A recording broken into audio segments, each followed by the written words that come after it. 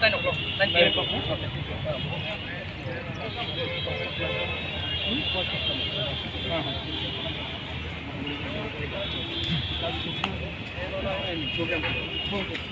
Programme कल नहीं करो, कल वो बोलने से नहीं होता।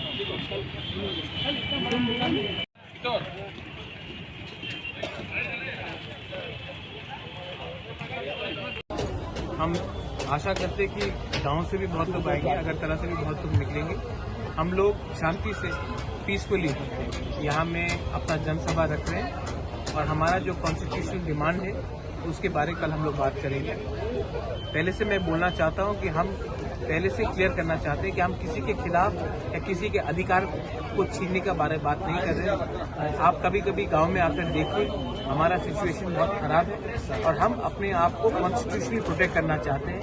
तो हमने ये डिमांड रखा है। गवर्नमेंट ऑफ इंडिया को हमारे बारे में सोचना चाहिए। ये जो प्रॉब्लम त्रिपुरा में है वो बंगाली और तिपरासा का नहीं है। ये जो प्रॉब्लम है ये 70 साल से एक रॉन्ग पॉलिसी दिया गया था of the government of India. आज गवर्नमेंट ऑफ इंडिया के पास एक मौका है कि हमारा कॉन्स्टिट्यूशनल डिमांड को एक लॉजिकल सोल्यूशन लेकर आए। हम इसके लिए आशा करते हैं कि कल हम लोग यहाँ में एक आवाज में बात करेंगे।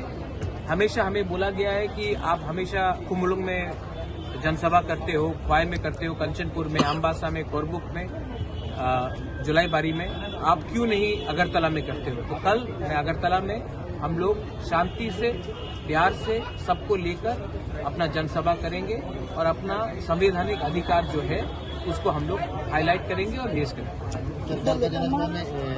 इसको आके बात करना। कल हमारा तिपरा मोथा का पार्टी का प्रोग्राम है और ये सिर्फ तिपरा मोथा का प्रोग्राम है, तो सिर्फ तिपरा मोथा का ही लीडर बात करेंगे। सर कितना लोग आएगा? वो आप कल खुद आके देख लीजिए, लेकिन मैं आशा करता हूँ कि लोग आएंगे।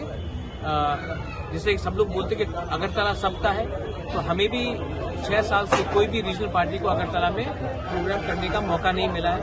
हम कर रहे हैं और हम अच्छे तरीके से करना चाहते हैं और मैं अपील करता हूं कि आप जो हम लोग गांव से जो लोग आएंगे आप उनको प्यार से स्वागत करो।